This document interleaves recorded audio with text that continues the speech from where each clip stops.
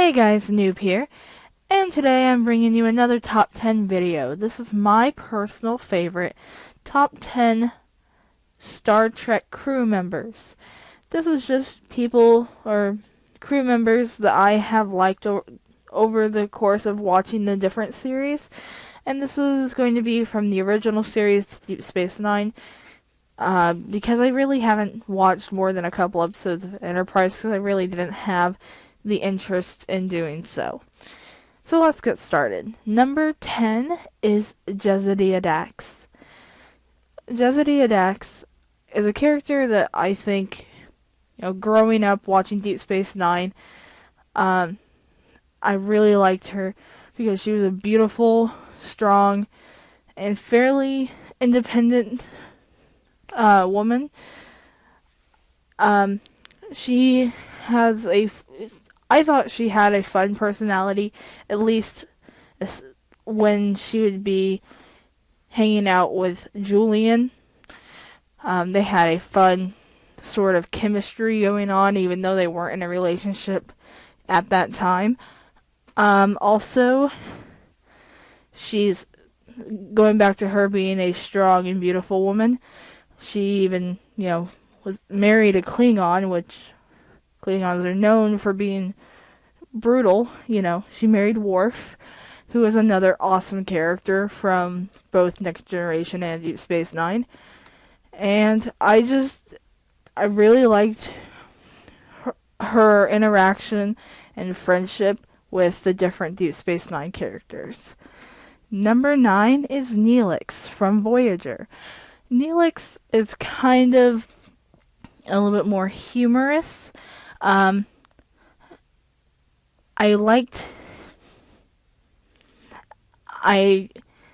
think that he was probably one of the more wacky alien species that I had seen on the show. The Talaxians definitely look quite a bit different than a normal human. In fact, for one Halloween, I actually dressed up as a Talaxian. Yay, nerdy. But I don't specifically remember, the whole Neelix cooking thing, from, this picture, but I kind of feel like that's automatically what I associate Neelix, and for some reason, pretty much any Talaxian with is food. But yeah, so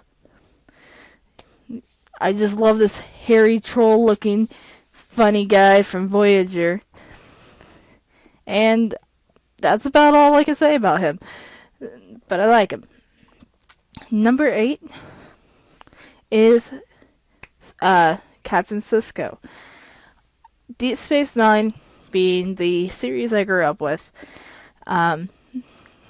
And probably my favorite series partially because of that, and also it was kind of like a soap opera version of Star Trek. I loved the captain of Deep Space Nine. Benjamin Sisko is just a true person. I mean, I don't know how else to word that. He has a family, friends aboard Deep Space Nine, war, business endeavors, you name it. And he's trying to balance all these different things. Remembering what life was like at home, trying to share his life knowledge with as many people as he can, but still ultimately growing as a person himself. And his background is something that was pretty, I don't know, it may not be, but when I was younger, it was like, this character, there's a lot of background there, a lot of meat to this character. Number 7 is McCoy or Bones. Um, and I'll be honest, I've really not I've barely watched any of the original series. Just because it wasn't played frequently on reruns or anything like that when I was growing up. And at the time, my father was watching more Voyager and Deep Space Nine because it was new at the time. Next Generation, if there's any reruns of it. But McCoy is a fun character. He's kind of like poetic and funny at the same time. And he's a science officer, which is my favorite department. And he's kind of like blunt, but he's kind of like the street smart one in a way. I mean, he's not. I guess he's like street smart and book smart. He's the conscience of the group. There we go. Let's put it that way. You know, he would reason things because they just simply were. And that's just how things worked. And him and Spock were constantly, like, trying to figure out who was ultimately correct. Because Spock would try to reason things with logic that could not be reasoned with logic. But Bones could reason them and be correct by just knowing that that was the answer. Plus, I always associate McCoy and Spock both, basically the original series, with Tribbles. That's probably the only episode of the original series I remember, and I've loved the Tribbles forever. And thanks to Loot Crate, I have my own little plushie Tribble now, which makes me happy. And even though I know this is the newer movies, and that they aren't completely correct, and they're like alternate dimensions and stuff, but I really like Carl Urban, and so seeing him as McCoy, and I liked his personality in the movie, I just liked it. So I won't lie if I said that Carl Urban did not help McCoy get on this list. Number 6, right? Yeah, is the Doctor, the EMH Doctor, the hologram from Voyager. This guy is a character. I mean, he has such a personality for being a programmed unit. And his personality even changes and learns and grows. And it was something completely different to the series, or to all of Star Trek. Having such a major character, a major character, a main crew member that was actually just a fabricated thing. The episode I remember most is when the Doctor had like dreams or fantasies about becoming captain, and really wanted Janeway to make him like predecessor. And then it was kind of showing what would happen if he were captain. And I can't remember all the details because it's been a few years since I watched the episode. But it's one of my favorite episodes of Voyager. And I can't help but say, the Doctor. Like, I have to say that. The Doctor. I'm a Doctor Who fan. So, it's not related, but it makes me happy anyway. Number 5 is Spock. I like Spock, one, because Leonard Nimoy. Also, he is such an iconic character, probably the most iconic character of Star Trek. And the character itself has some good vibes and story behind him. Um, Leonard Nimoy did a great job with the character on the original series, and it's like, yeah, even though I haven't seen a whole lot of it, so I can't really judge too hard, um, there is definitely a very strong, like, character to Spock that Leonard Nimoy gave him that was hard for, like, anyone else to try to reach. It's like, I could not act like Spock if I tried. Like, I don't know anyone that really could unless they, like, absolutely study the Vulcan ways. And I just really like Vulcans. They're not easy to play or write or whatever. I've been in Star Trek roleplay groups, and I've tried playing a Vulcan, and I just can't do it. I put way too much emotion into my characters to be able to play something that tries to think logically. And we'll talk more about Spock and Leonard Nimoy later.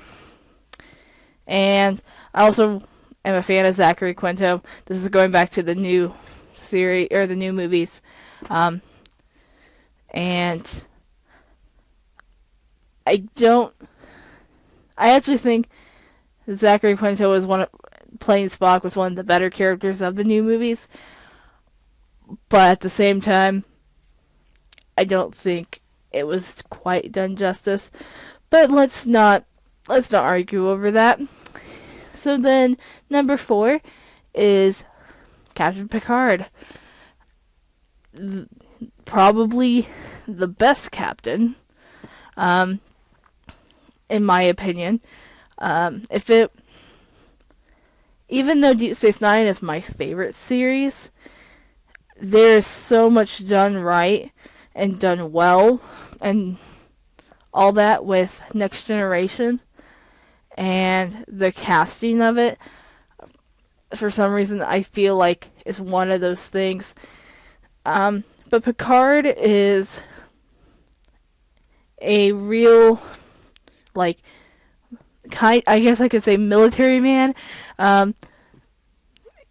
He knows what he's doing, and he seems like he has experience under his belt. I don't know if maybe it hasn't always been that way, but he seems like he really knows what he's doing, and it never gets old watching him and watching some of, like, the escapades that him and his crew go on. And I think he's a great leader, and so that's probably just something I enjoyed, is that he was good at what he did. And Earl Grey tea, this picture made me laugh, so here you go, guys. Number 3 is Data. Data is... Ooh, I just moved my mic. Okay. Data is a android, also from Next Generation. And he is a character that, even though he's an android, he can be a lot of fun. He's definitely has a strong personality. And, you know, I there's, like, moments where his personality kind of shows through more, whether it be because of a fluke or just him messing around with his own programming or somebody messing around with it. But things I really remember about Data is there was, like, the anti-Data or whatever it was. I don't know exactly what it was, but it was, like, the other version of him. The Sherlock Holmes episode. Data singing, which I actually think happened several times, but it was, like, the most beautiful thing ever. And yeah, I don't know. He's just a lot of fun and really close and dear to my heart. Which is kind of interesting, considering he's an android that doesn't really have feelings, but at the same time he does. I don't know. But yeah, Yay, Data. Number 2 is William Riker. William Riker, I'll be honest. Part of it is just I love the character. I thought the character was awesome. And he almost kind of, well, I guess it makes sense. His middle name is Tiberius, so William Tiberius Riker. But he kind of had this, like, pretty boy slash macho man thing going on.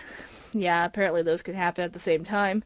And he kind of had a thing with, like, all the ladies. Not all the ladies. He wasn't as bad as Captain Kirk. But you know what I mean. Like, he definitely seemed like the suave one. And probably, like, the handsome one. I don't know. I had a crush on Riker that not even my father knows about.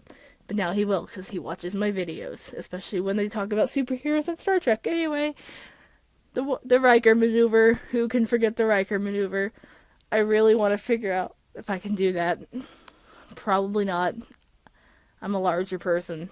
Don't think I can. But yay! Just, you can tell it's early in the morning, and I just woke up. But yeah, even Jonathan Frakes or William Riker, when he's older, is still a pretty good-looking man. Even now that he's, like, gained weight, he's still a good-looking man. And his character is really awesome and, like, cheerful, but yet knows when to be serious. So yeah. And number 1 is Nog. Yeah. This is definitely, like, a very personal opinion. This is probably not many people's choices. Like, this is because when I watched Deep Space Nine, I was really young. I was born in the early 90s. So this was one of those, I felt like I was growing up with Nog and Jake. And Jake was, I don't know. I think I was a little bit more like Nog. Sometimes Nog actually was more sensible than Jake was. And I'm going to tell you a little bit of a story here. I remember bits and pieces of a dream I had when I was little. That's probably the reason I fell in love with Star Trek. And it was a dream where it was me, Jake, Nog, and for some reason, a Jem'Hadar kid. And I think it's because of the episode The Jem'Hadar or something like that, but it was like some sort of other alien, species, and I'm going to guess it was Jem'Hadar because it kind of looks like a rhino, and that's just what a Jem'Hadar makes me think of. But anyways, we were lost, and we had gone through like this portal thingy, and we were, going on our own little adventure as kids, trying to figure out how to get back to the ship. And I remember waking up the next day and telling my dad all about it, and he's just like, wait, what? And I'm like, I like Star Trek. And something I need to do, because I had not done so yet, is I need to go and watch the last couple seasons of Deep Space Nine, because I'm not sure I actually ever saw them. So, yay, Netflix, that's what I'll do. So yeah, there we go. There's my top 10. But before I go, I do want to say, this year, and not too long ago, we lost one of the people on this list, Leonard Nimoy, and I just kind of wanted to I was going to do a Star Trek video anyway, eventually, but I went ahead and did it now, so that way it would be kind of appropriate for a little tribute sort of thing. And I wanted to say that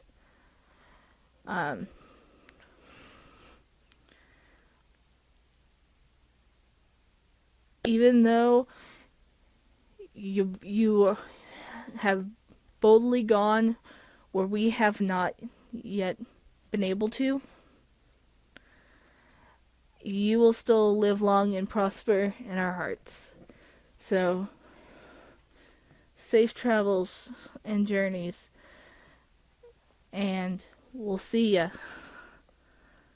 on the other side. So yeah, thank you guys for watching. And